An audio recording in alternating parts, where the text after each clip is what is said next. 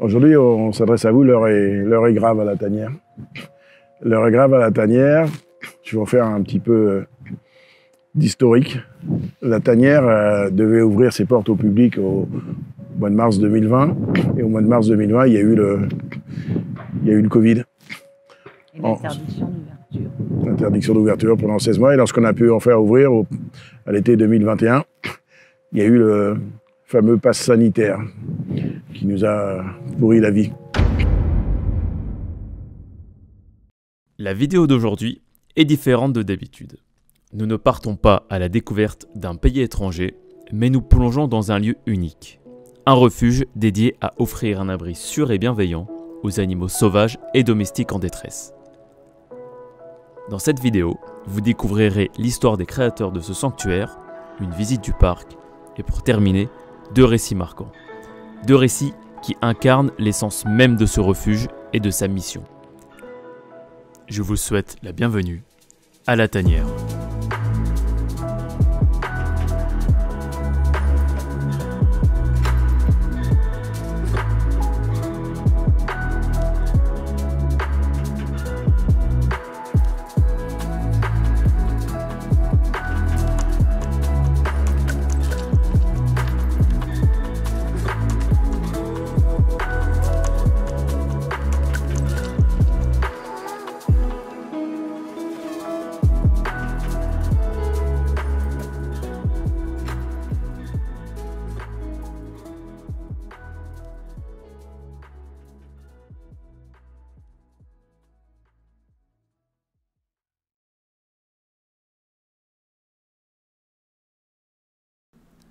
La tanière est située en Eure-et-Loir, près de Chartres. Donc, pour y accéder, il faut prendre l'autoroute A11 jusqu'à Chartres. Et si vous êtes de Chartres, du coup, vous prenez le bus, la ligne numéro 15. L'histoire de la création de la tanière débute avec un couple d'entrepreneurs, Patrick et Francine Violas. Et à l'instar de Sonic le hérisson, ils se sont donné une mission, celle de sauver les animaux. Mais commençons par le commencement. Patrick Violas est un homme d'affaires à qui tout réussit. Auparavant vaché à Fresnay-l'Évêque, il décide de se lancer dans le business du téléphone portable dans les années 80. Au fil des années, l'entreprise compte 270 magasins, emploie 1800 salariés et réalise un chiffre d'affaires annuel de 330 millions d'euros.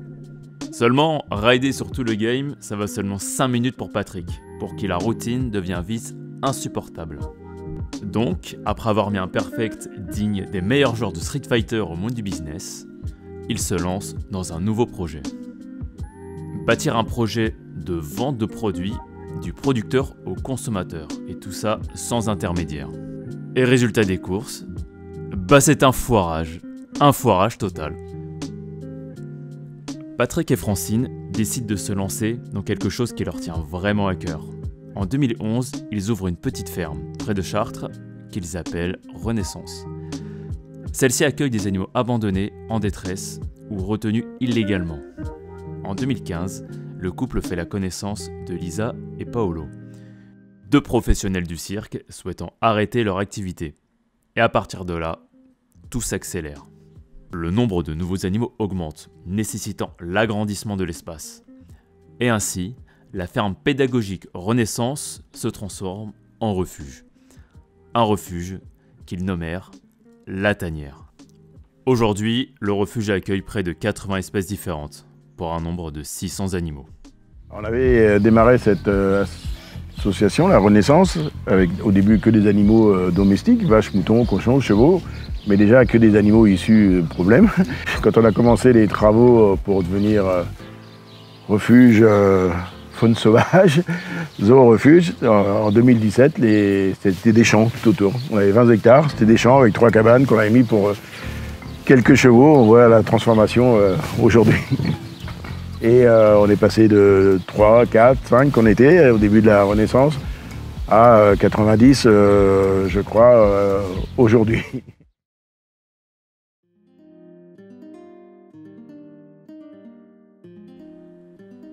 Le prix du billet d'entrée est de 23,90 € pour un adulte et de 16,90 € pour un enfant. Le parc en lui-même fait 14 hectares et il a été construit en plusieurs zones. Chaque zone ayant été pensés pour permettre un confort optimal pour les animaux.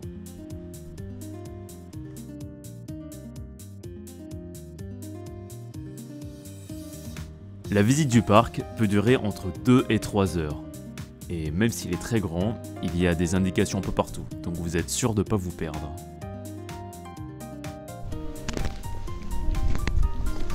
Ici, les animaux ont tous un nom et une histoire. Là, par exemple, on a l'histoire de Toutatis, qui se trouve juste derrière.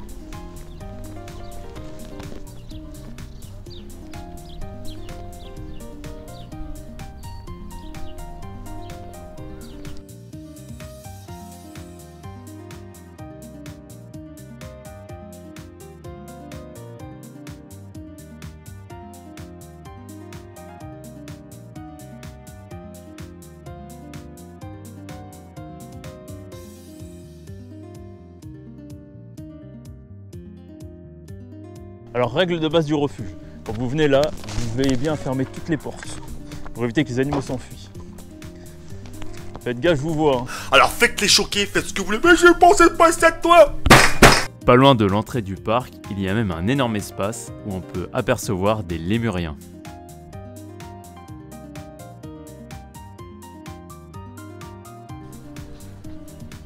L'entretien et la logistique du refuge coûtent 20 000 € par jour.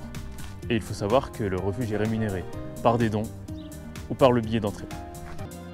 Au sein du refuge, il y a une immense volière. Et à l'intérieur, forcément, il y a beaucoup d'oiseaux. Et si je dois vous donner un conseil, eh bien c'est de faire attention où vous mettez les pieds.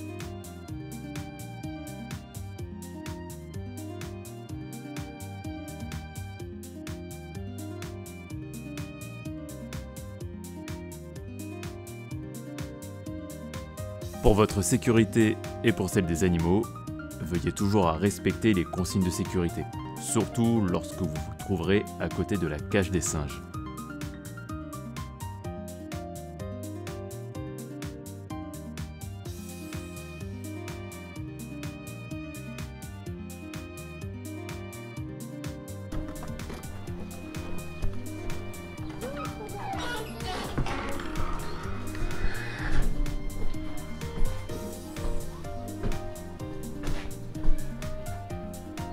Oh, les escrocs, y a rien. Chaque animal que vous rencontrerez a une histoire et un parcours qui l'ont mené au refuge. Et ce sont ces histoires qui font la singularité du refuge. C'est pourquoi il est très important que vous puissiez les découvrir sur place. Je vais maintenant vous parler de deux histoires qui m'ont personnellement beaucoup touché et qui font partie intégrante de l'identité du refuge. L'histoire de Léo et l'histoire de Misha. Contrairement aux apparences, Léo est un lion. Il est né en Espagne et a été arraché à sa mère dès son plus jeune âge.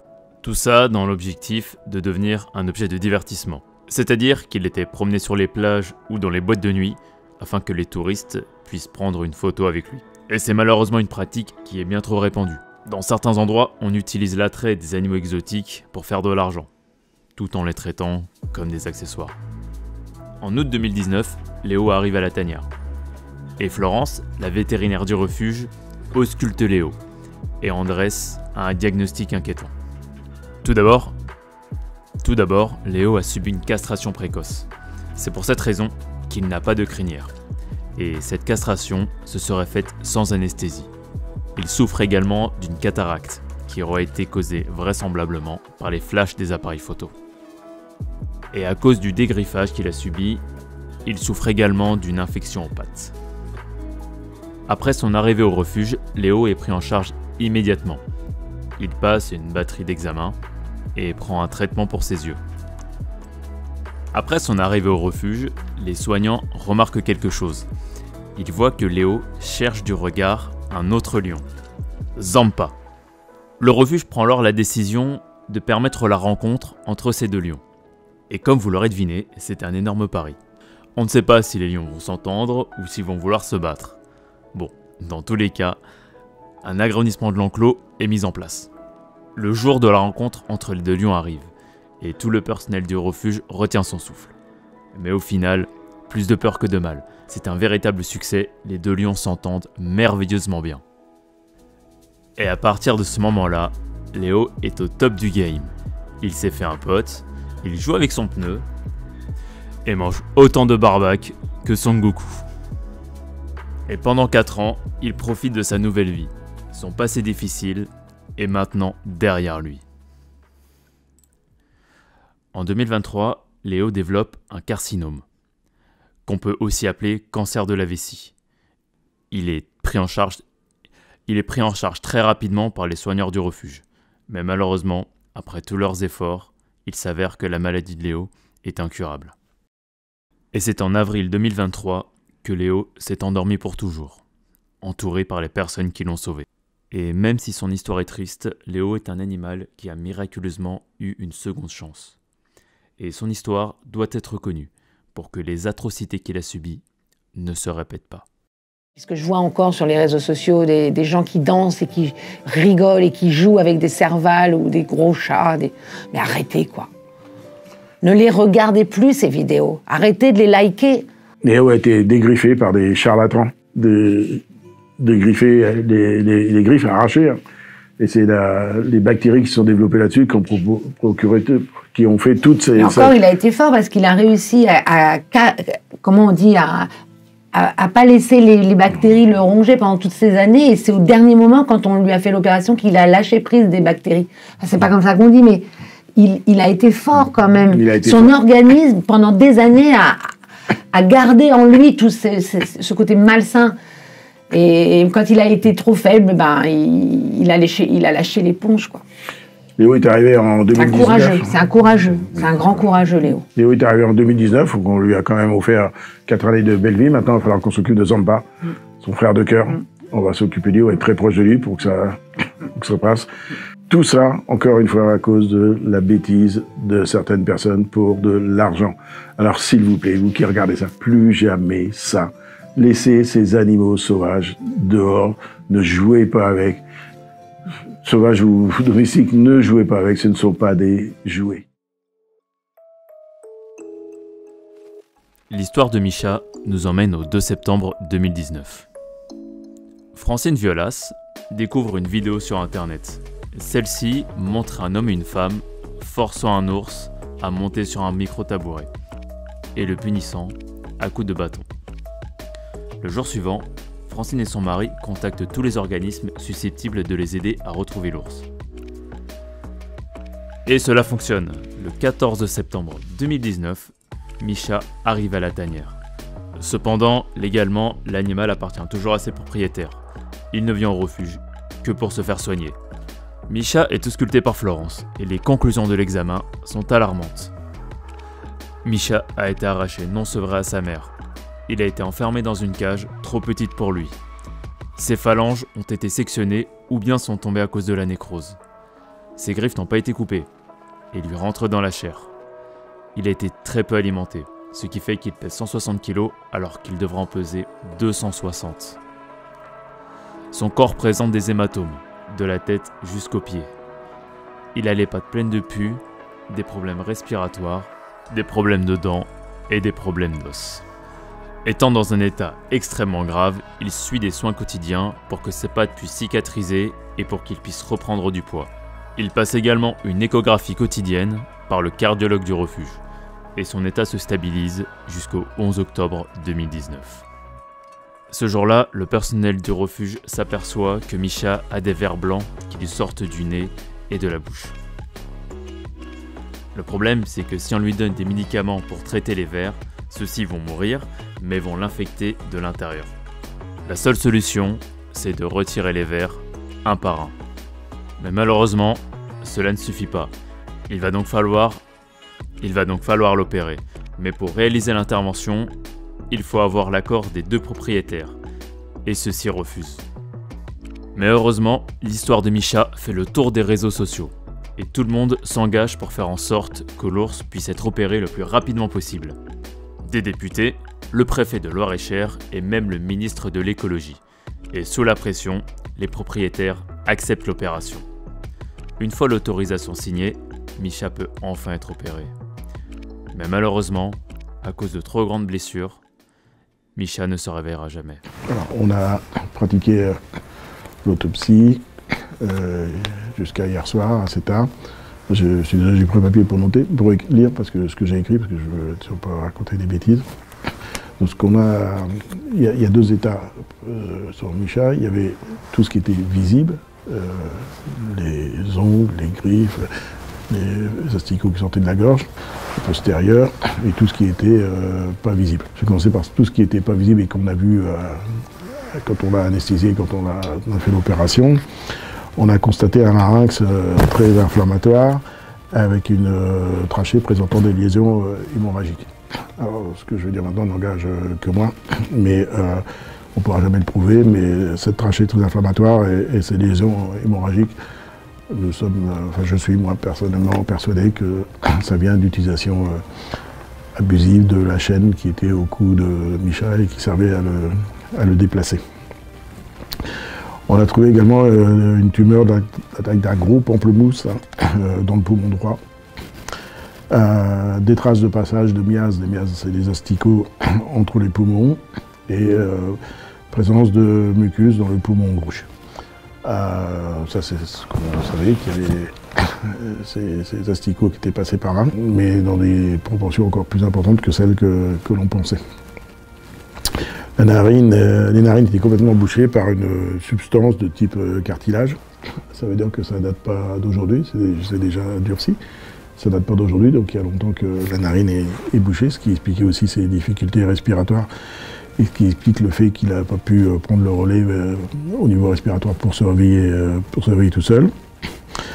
On a constaté aussi des dents qui se déchaussaient. On a trouvé de nombreuses tumeurs infiltrantes et calcifiées sur l'ensemble de la surface de la peau, dont une de la taille, là aussi, d'un pamplemousse au niveau des vertèbres caudales et qui infiltre une vertèbre caudale. Le postérieur gauche présente des signes de cicatrisation, ce qui veut dire qu'il était endommagé depuis un certain temps, et par contre il n'y avait rien au niveau de l'abdomen. Au niveau du crâne, on a trouvé aussi une très grosse tumeur près des méninges, ce qui expliquait le fait que Misha avait du mal, des fois, avait des réactions et des comportements un peu difficiles. Et c'est ce qui se passe sur les vidéos quand on le voit en spectacle avant, où des fois il n'obéissait pas forcément. Dans la mesure où il a été légitime qu'il obéisse, bien sûr, ce qu'on ne pense pas.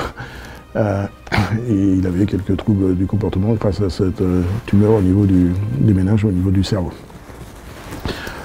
Donc, on attend les résultats, mais on est à 99,9% que tout ça, c'est un cancer qui est en train de se généraliser.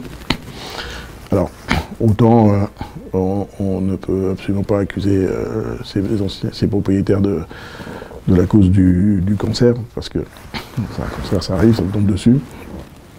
Autant quand même toutes les infections au niveau des poumons, etc., peuvent être liées aux conditions dans lesquelles il est détenu, parce que vous l'avez vu souvent sur des vidéos en train de tenir des grilles complètement rouillées dans sa bouche. Et ça, forcément, c'est pas bon. Donc, il y avait cette partie-là, pas forcément visible, qui ne pouvait être vue que lorsqu'on aurait fait l'anesthésie, ce que l'on a fait. Et puis, il y avait aussi toute la partie visible. Et la partie visible, c'était son arrière-train, c'était ses griffes, c'était sa gorge, tout ça, ses difficultés respiratoires.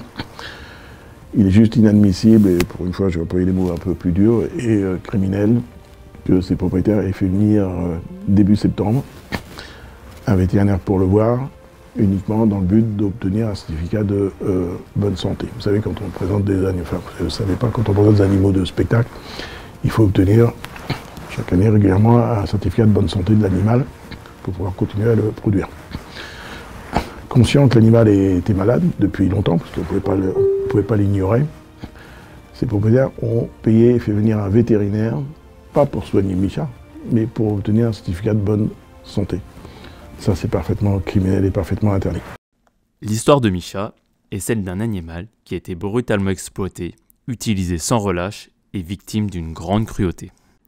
Mais elle est devenue, dans le cœur du personnel de la tanière, un symbole. Le symbole d'une bataille pour sauver tout animal en danger. L'emblème de la tanière est une patte d'ours. Et celui-ci a été choisi 5 ans avant l'arrivée de Misha au refuge. C'est une bien étrange coïncidence. qui semble presque signé par le destin. Il faut que les animaux sortent de là-bas, qu'ils viennent chez nous, qu'ils aillent ailleurs, peu importe. Nous, on est prêts à accueillir tout ce qu'il y a là-bas, on s'est organisé. Voilà, donc sortons par le haut de cette affaire. Micha n'est pas mort pour rien. Merci à vous, encore une fois, au nom de Micha. À très vite.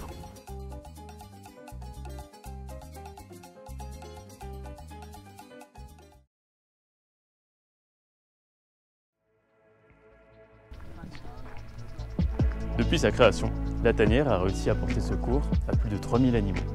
Leur objectif, en ouvrant ce refuge au plus grand nombre, est d'éduquer petits et grands aux conséquences que les humains ont sur le bien-être animal.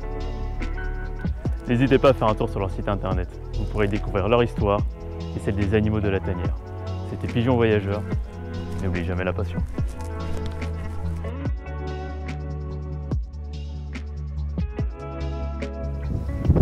Cette vidéo, je me souviendrai, on a lancé cette vidéo à 18h35 le 18 février. Aujourd'hui, on s'adresse à vous, l'heure est grave à la tanière. Je me suis réveillé vers 3-4 heures et j'ai regardé les vues et les dons. On était déjà à 400 000 €. J'ai réveillé mon épouse, on a pleuré. On n'a pas endormi de la nuit, et c'était le cas pendant les 10 nuits qui ont suivi. On suivait ça de très près et 15 jours après, on avait réuni ces 2,5 millions €. C'est une très belle histoire, c'est une chaîne de solidarité extraordinaire. C'est la force du public, c'est le beau côté des réseaux sociaux. On entend trop souvent parler des mauvais côtés des réseaux sociaux. Ben, la preuve qu'il y a aussi des côtés merveilleux dans les réseaux sociaux. La tanière, vous le savez, c'est pas notre tanière, c'est votre tanière. Votre tanière. Depuis le début, la tanière, c'est plus de 3500 animaux sauvés. 3500 cris du cœur. On compte sur vous. On va prendre la case là.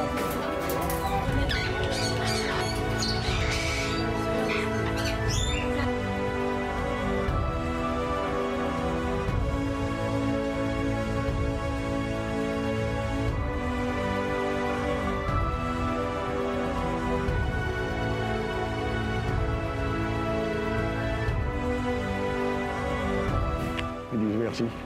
Ils disent merci.